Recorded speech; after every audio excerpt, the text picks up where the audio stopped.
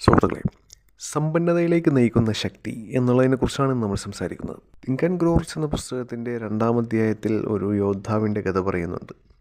അതെ, വളരെ കാലം മുമ്പ് ഒരു മഹാനായ യോദ്ധാവ് മുന്നിൽ യുദ്ധക്കളത്തിൽ തൻ്റെ വിജയമുറപ്പാക്കുന്ന ഒരു നിർണായക നീക്കം നടത്തേണ്ടത് ആവശ്യമാകുന്ന ഒരു സാഹചര്യത്തെ നേരിട്ടു. തൻ്റെ സേനയേക്കാൾ ആളെണ്ണത്തിൽ എത്രയോ മുന്നിലുള്ള ഒരു സേന കൈവശത്തിലുള്ള ഒരു എതിരാളിക്കെതിരെ അദ്ദേഹം പടനീക്കം നടത്തി. തൻ്റെ സൈനികരെയെല്ലാം ബോട്ടുകളിൽ കയറ്റി ശത്രുവിൻ്റെ പ്രദേശത്തേക്ക് ചെന്ന് അദ്ദേഹം സൈനികരെയും ആയുധസന്നാഹങ്ങളെയും എല്ലാം അവിടെ ഇറക്കി. എന്നിട്ട് അവരെ കൊണ്ടുവന്ന ബോട്ടുകൾ കത്തിച്ച് കളയാൻ ഉത്തരവിട്ടു. ആദ്യ ഏറ്റുമുട്ടലിന് മുമ്പ് തൻ്റെ ആളുകൾ അഭിമുഖീകരിച്ചുകൊണ്ട് അദ്ദേഹം പറഞ്ഞു, ആ ബോട്ടുകൾ കത്തിയെരിഞ്ഞു പോകുന്നത് നിങ്ങൾ കാണുന്നില്ലേ? അതിനർത്ഥം നാം ഈ ഏറ്റുമുട്ടലിൽ വിജയിച്ചില്ലെങ്കിൽ നമുക്കിവിടെ നിന്ന് പുറത്ത് കടക്കാനാകില്ലെന്നാണ്. നമ്മുടെ മുന്നിൽ വേറെ വഴിയില്ല. നാം വിജയിക്കണം, ഇല്ലെങ്കിൽ നാം നശിക്കും. അതെ, അവർ വിജയിച്ചു. ഏതെങ്കിലും ഒരു സംരംഭത്തിൽ വിജയിക്കാൻ ആഗ്രഹിക്കുന്നവരാരായാലും അവരവരുടെ കപ്പലുകൾ കത്തിച്ചു കളയുകയും പിൻവാങ്ങാനുള്ള എല്ലാ മാർഗങ്ങളും അടച്ചു കളയുകയും വേണം. വിജയത്തിൻ്റെ കാതലായ വിജയിക്കാനുള്ള ആ കത്തുന്ന അഭിലാഷത്തെ എപ്പോഴും ജ്വലിപ്പിച്ച് നിർത്തണമെങ്കിൽ അങ്ങനെ ചെയ്ത് അതിലൂടെ ഒരു പ്രത്യേക മാനസിക നിലയിലെത്തേണ്ടതുണ്ട്. ചിക്കാഗോയിലെ വലിയ തീപിടുത്തത്തിൻ്റെ പിറ്റേന്ന് ഒരു കൂട്ടം കച്ചവടക്കാർ സ്റ്റേറ്റ് സ്ട്രീറ്റിൽ അവരുടെ പീടികകളായിരുന്നതിൻ്റെ അവശിഷ്ടങ്ങൾ പുകഞ്ഞുകൊണ്ടിരിക്കുന്നത് നോക്കി നിന്നു.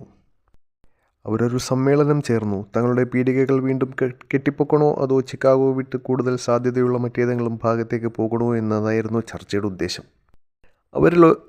അവരിൽ ഒരാളൊഴികെ എല്ലാവരും ഒരു തീരുമാനത്തിലെത്തി. അത് ചിക്കാഗോ വിടുക എന്നുള്ളതായിരുന്നു.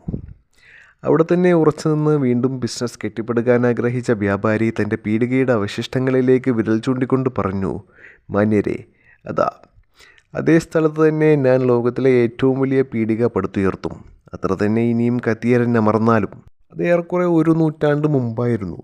പീടിക വീണ്ടും ഉയർന്നു. അതിന്നും അവിടെയുണ്ട്.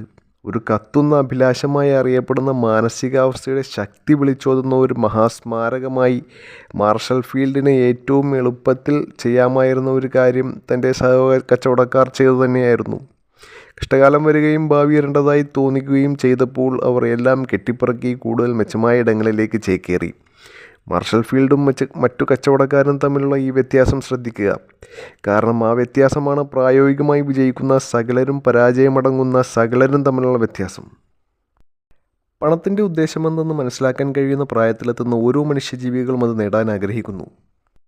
ആഗ്രഹം സമ്പത്തിനെ കൊണ്ടുവരില്ല, പക്ഷേ ഒരു ഒബ്സഷൻ തന്നെയായിത്തീരുന്ന ഒരു മാനസികാവസ്ഥയോടെ സമ്പത്തിന് വേണ്ടി അഭിലഷിക്കുന്നത്, സമ്പത്ത് കൈവരിക്കാനുള്ള നിശ്ചിതമായ രീതികളും ഉപാധികളും പ്ലാൻ ചെയ്യുന്നത്, ആ പ്ലാനുകളെ പരാജയത്തെ അംഗീകരിക്കാത്ത ദൃഢബദ്ധതയോടുകൂടി പിന്താങ്ങുന്നത് സമ്പത്തിനെ കൊണ്ടുവരും. സമ്പത്തിനു വേണ്ടിയുള്ള ആഗ്രഹത്തെ അതിൻ്റെ തത്തുല്യമായ ധനപരമായ നേട്ടമായി രൂപാന്തരം ചെയ്യിക്കാനുള്ള മാർഗം 6 നിശ്ചിതമായ പ്രായോഗിക സ്റ്റെപ്പുകളാണവ. 1. നിങ്ങൾ അഭിലഷിക്കുന്ന കൃത്യമായ പണത്തിൻ്റെ അളവ് എത്രയെന്നതിൽ മനസ്സ് ഉറപ്പിക്കുക. ധാരാളം പണം വേണമെന്ന് പറഞ്ഞതുകൊണ്ടായില്ല. തുക എത്ര എന്നതിൽ തീർച്ചയുണ്ടായിരിക്കണം. കാരണം നിശ്ചിതത്വത്തിനൊരു മനഃശാസ്ത്രപരമായ കാരണമുണ്ട്. അതുകൊണ്ട് നിങ്ങൾ അഭിലഷിക്കുന്ന അല്ലെങ്കിൽ നിങ്ങൾ ആഗ്രഹിക്കുന്ന പണത്തിന് പകരമായി നിങ്ങൾ തിരിച്ചു കൊടുക്കാൻ ഉദ്ദേശിക്കുന്നത് എന്താണ് എന്ന് കൃത്യമായി നിർണ്ണയിക്കുക. ഒന്ന് നൽകാതെ കുറച്ച് തിരിച്ചു കിട്ടുക എന്നുള്ളത് യാഥാർത്ഥ്യത്തിൽ ഇല്ലാത്തൊരു കാര്യമാണ്. 3. നിങ്ങൾ അഭിലഷിക്കുന്ന തുക എന്നാണ് നിങ്ങൾക്ക് കിട്ടേണ്ടത് എന്ന കാര്യത്തിൽ ഒരു കൃത്യമായ തീയതി ഉറപ്പിക്കുക. 4. നിങ്ങളുടെ അഭിലാഷം പൂർത്തീകരിക്കാൻ കൃത്യമായ ഒരു പ്ലാൻ തയ്യാറാക്കുക. എന്നിട്ട് ഉടനടി തന്നെ ആ പ്ലാൻ പ്രവൃത്തിപഥത്തിൽ കൊണ്ടുവരാൻ ആരംഭിക്കുക. നിങ്ങളെ അതിന് തയ്യാറെടുപ്പ് നടത്തിയോ ഇല്ലയോ എന്നതൊന്നും പ്രശ്നമല്ല. 5. നിങ്ങൾ നേടിയെടുക്കാൻ ഉദ്ദേശിക്കുന്ന പണത്തിൻ്റെ തുകയെക്കുറിച്ച് ഒരു സംക്ഷിപ്ത പ്രസ്താവന എഴുതിയുണ്ടാക്കുക.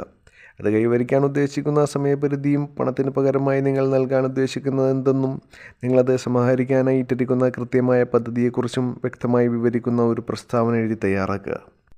6. നിങ്ങളുടെ പ്രസ്താവന ഓരോ ദിവസവും 2 തവണ വീതം ഉച്ചത്തിൽ വായിക്കുക. നിങ്ങൾ ഉണർന്നെഴുന്നേൽക്കുമ്പോൾ 1 തവണ പ്രഭാതത്തിലും, 2 നിങ്ങൾ ഉറങ്ങുന്നതിന് തൊട്ട് മുമ്പായി രാത്രിയിലും നിങ്ങൾ വായിക്കുമ്പോൾ നിങ്ങളുടെ കയ്യിൽ ശരിക്കും ആ പണം ഉണ്ട് എന്നുള്ളത്, കൈവശമുണ്ട് എന്നുള്ളത് നിങ്ങൾ കാണുകയും അനുഭവിക്കുകയും വിശ്വസിക്കുകയും ചെയ്യുക. ഈ 6 സ്റ്റെപ്പുകൾ പിന്തുടരുക എന്നുള്ളത് വളരെയധികം പ്രധാനപ്പെട്ട ഒരു കാര്യമാണ്. പ്രത്യേകിച്ച് ആറാമതായി പറഞ്ഞ കാര്യം വളരെ പ്രധാനപ്പെട്ടതാണ്. നിങ്ങൾക്ക് ശരിക്കും പണം കയ്യിൽ വരുന്നതിന് മുന്നേ തന്നെ നിങ്ങളുടെ കയ്യിൽ പണം കൈവന്നിട്ടുണ്ടെന്ന് നിങ്ങൾ സ്വയം കാണുക എന്ന് പറയുന്നത് നിങ്ങളെ സംബന്ധിച്ചിടത്തോളം അസാധ്യമാണ് എന്ന് നിങ്ങൾ പരാതിപ്പെട്ടേക്കാം. ഇവിടെയാണ് ആളിക്കത്തുന്ന ആഗ്രഹം നിങ്ങളെ രക്ഷയ്ക്കെത്തുന്നത്. ഒബ്സഷൻ എന്ന് പറയുന്നത് അതാണ്. നിങ്ങൾ അത്രയും അഗാധമായി പണം അഭിലാഷിക്കുന്നുവെങ്കിൽ നിങ്ങളുടെ അഭിലാഷം ഒരു ഒബ്സഷനായി കഴിഞ്ഞു. അപ്പോൾ നിങ്ങൾ ആ പണം നേടിയെടുക്കുമെന്ന കാര്യം നിങ്ങളെ തന്നെ വിശ്വസിപ്പിക്കാൻ നിങ്ങൾക്കൊരു ബുദ്ധിമുട്ടും ഉണ്ടാവില്ല. പണം വേണമെന്നതാണ് ലക്ഷ്യം. അത് നേടുമെന്ന കാര്യത്തിൽ അത്രയേറെ ദൃഢനിശ്ചയമുള്ളവനാകുമ്പോൾ നിങ്ങൾക്ക് പണം ഉണ്ടാകുമെന്ന് നിങ്ങളെ തന്നെ ബോധ്യപ്പെടുത്തുന്നു. അപ്പോൾ ഇത്രയുമാണ് ഇന്നത്തെ കൊച്ചു വീഡിയോയിൽ പറയാനുള്ളത്. വീഡിയോ ഇഷ്ടമായെങ്കിൽ സബ്സ്ക്രൈബ് ചെയ്ത് സപ്പോർട്ട് ചെയ്യുക എന്ന് മാത്രം പറഞ്ഞുകൊണ്ട് അവസാനിപ്പിക്കുന്നു.